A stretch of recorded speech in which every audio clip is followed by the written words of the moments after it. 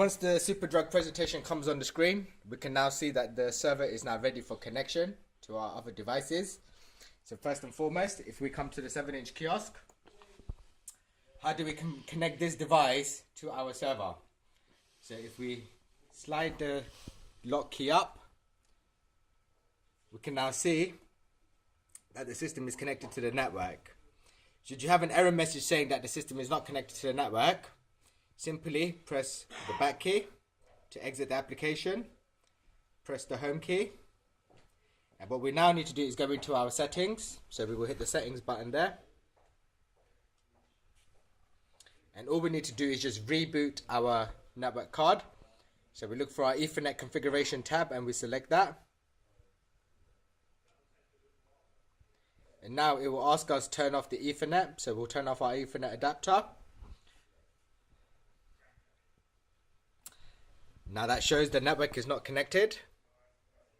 So all we simply do is we switch on our Ethernet adapter again. So let's just select that. And in roughly 10 seconds, we should be ready to go. So the network is now connected. So we go back.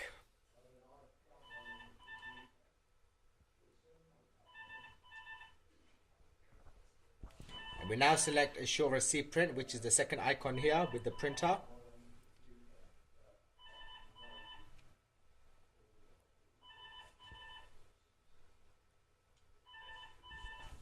And that tells us connected to the ticket database server. So now that we're connected, we can press the button and it will issue a ticket. And in this instance, it would issue a duplicate ticket, one which we attach to a prescription and the second we give to the customer.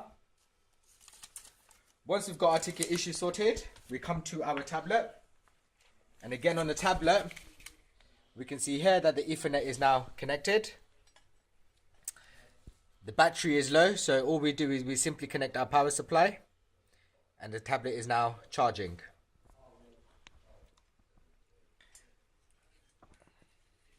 Connect that in. Right. We slide our lock key and now the keypad is ready to be logged in. So our login code is 1, 2, 3, 4, and it's important that we hit this enter button, otherwise it will say please log in. We then select our queue. In this case we'll just select prescriptions. We then select our position number and we've reserved position number 5. Our position type is going to be desk. Once we've put in our configuration, we hit confirm, and now you can see that the tablet is connected. And we can see that we have 185 on our system. Now that the system is connected, how does it work? So let's issue another ticket.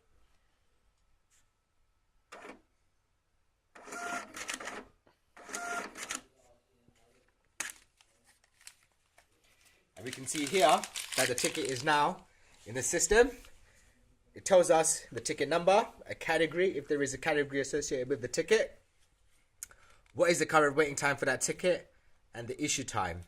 We've also developed a traffic light system to show you the waiting profile. So should a ticket wait for more than 10 minutes, it will go green, 20 minutes, it will go amber, and 30 minutes, it will go red. And here's the indication. Now in most cases, the ticket call forward is done using a first in, first out scenario. So to call the next ticket in sequence, we simply hit the call button. Number 184. And as you can see from the screen, it displays and announces the number. At the same time, it adds it to a summary of the prescriptions that are ready to collect. Should the patient or customer not turn up, all we simply do is hit the recall button and it will re-announce the ticket number call forward. Number 184. In the situation that the customer arrives and we hand over the prescription, our next job is to close the ticket off. So we simply hit close. It will confirm, do you want to close? We say yes. And our customer journey has now ended. Should there ever be a situation where one prescription is ready before another, the option to call a ticket out of sequence is available. We hit the numerical keypad and it will ask us to punch in the ticket number. So in this instance, we'll punch in number 186, and we will hit enter. Number 186. And that's how we carry out an out of sequence call forward. Now say for example the customer is not here and we've done a recall. What we can do is we can place them in a holding queue. So we press the hold button here. It will ask us, do you want to place this ticket on hold? We say yes. And now the ticket will appear in the holding queue at the bottom of your interface. It then means we can carry on serving the next customer. Now should the customer arrive and the ticket is in the holding queue, we will need to select that ticket number. So from the holding queue, all we do is we hit the call button and it will ask us to randomly select the number in question, and we hit enter. Number 186.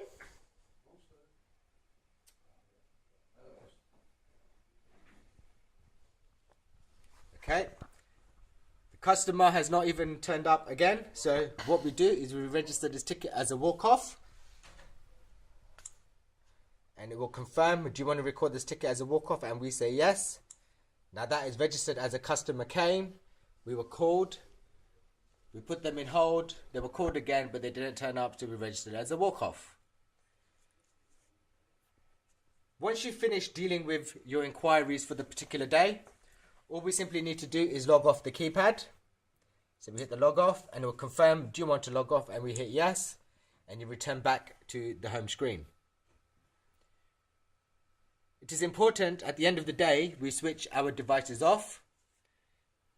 We hold the power button on the tablet and all we simply do is we hit the power off and hit OK.